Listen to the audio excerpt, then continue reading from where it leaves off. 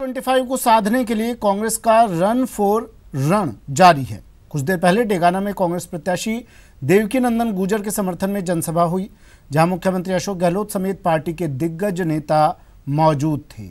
सभा को संबोधित करते हुए सीएम, चिकित्सा मंत्री रघु शर्मा और प्रत्याशी देवकीनंदन गुर्जर ने बीजेपी पर जमकर प्रहार किया। क्या कुछ कहा, चलिए सुनते हैं।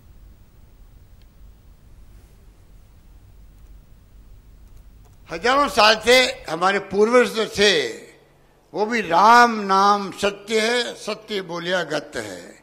इसका मतलब राम का नाम ही सत्य है और जो सच बोलेगा वो इस स्वर्ग में जाएगा, उसकी गत है, बाकी लोगों के नरक में जाएंगे। तो मैं आपको कहना चाहूंगा, अगर मोदी जी कहते हैं कि 70 साल में कुछ नहीं हुआ और आप भी मानते हो, तो मैं आपको कहूंगा आप सब लोग वोट मोदी को दो। हमें आपके वोट की जरूरत नहीं है, क्योंकि वो सच बोल रहा है। अगर बोल रहा है तो, और आप मानते नहीं, जो कुछ किया 70 साल में कांग्रेस ने किया है, ये झूठ बोल रहा है, तो उनको सजा दो, उनको सफाई कर दो। ये मेरा आह्वान है आप लोगों को। अभी 3 महीने पहले राजस्थान की विधानसभा के चुनाव हुए। आपके आशीर्वाद से भाई विजयपाल जी मिर्धा यहां से कामयाब हुए। राजस्थान में कांग्रेस की सरकार बनी और गहलोत साहब हमारी सरकार के मुख्यमंत्री बने। 3 महीने के अंदर आम जनता से जुड़े हुए 25 फैसले 3 महीने के अंदर करके दिखाए हैं। ये कांग्रेस और भारतीय जनता पार्टी के बीच में जो मोटा फर्क है वो यही है कि चुनाव के पहले बीजेपी बोलती है, वादे करती है, चुनाव जीतने के बाद उन वादों पे पूरा नहीं करती। कांग्रेस पार्टी जो बात कह देती है वो सत्ता में आने के बाद हमेशा पूरा करती है। जिस दिन देश आजाद हुआ था उस समय इस देश के पास 5 या 15 तो टूटे टैंक होंगे, 5-10 हमारे पास एरोप्लेन होते, 25 से 30 हजार सैनिक थे दोस्तों। लेकिन आज गर्व के साथ कह सकते हैं हमारे पास 50 लाख सैनिक हैं, हजारों की तादाद में टैंक और एरोप्लेन है। ये क्या 5 साल में बन गए? अरे ये 5 साल में बन गए क्या? जितना भी विकास हुआ ये 5 साल में हो गया दोस्तों। ये कांग्रेस की प्रधानमंत्री प्रथम जिन्होंने इस देश के चहुमुखी विकास के लिए अरे अलग अलग पंचवर्षीय योजनाओं के माध्यम पे श्वेत क्रांति, ग्रीन क्रांति, हमारे भाखड़ा नागल बांध, दामोदर परियोजना कराकर इस देश को आगे बढ़ाया, अलग अलग विश्वविद्यालय खोले। चलिए बड़ी खबर, चेन स्नैचिंग गैंग का पुलिस ने पर्दाफाश किया है। 7 आरोपी पुलिस शिकंजे में है। डीसीपी राहुल जैन जानकारी दे रहे हैं। सीधी तस्वीर। तो नंबरों को हम लोग फॉलो करते करते, ट्रेस करते करते इस मोटरसाइकिल तक पहुंचे। नंबर से हमने पता लगाया कि किस तरीके की बाइक्स हैं, पल्सर, काली पल्सर कहाँ हैं।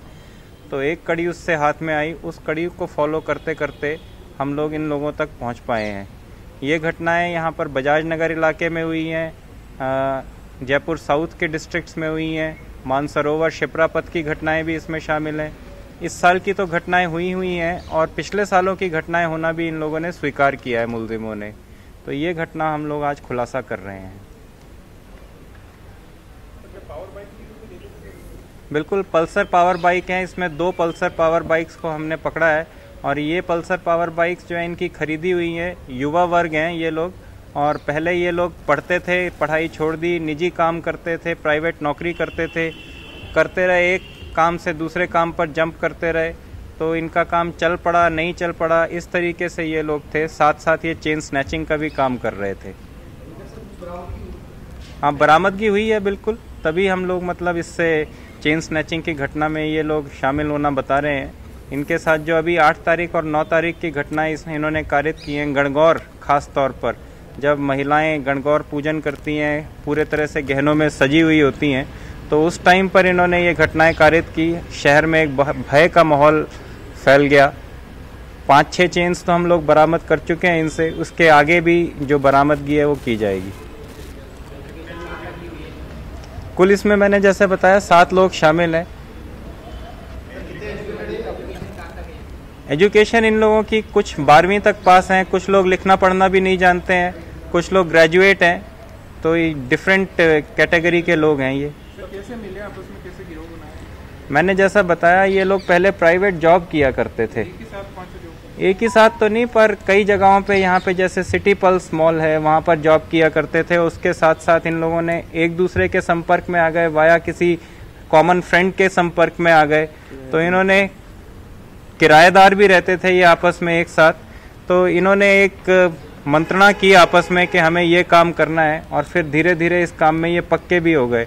कुछ लोग 2017 से इसको कर रहे थे, कुछ लोगों को नया ये काम करने को मिल गया, तो ये लोग इस तरीके से ये अपराध कारित कर रहे हैं। ये दोनों ही खरीदार ज्वेलरी की दुकान चलाते हैं? जी हाँ, ये दोनों खरीदार जो हैं, एक खरीदार इनमें से अपनी ज्वेलरी की दुकान चलाता है और एक इनका एजेंट है, मतलब वो इनसे चेन खरीद कर किसी कमीशन पर बेचता है उसको। ये जानते थे सर ये चोरी का सारा सामान? जी हाँ, बिल्कुल जानते थे। जैसे ये चोरी का सामान है, हाफ प्राइस पर बेच रहे हैं ये, तो सोना जो है ऐसे नहीं बेचा जा सकता है।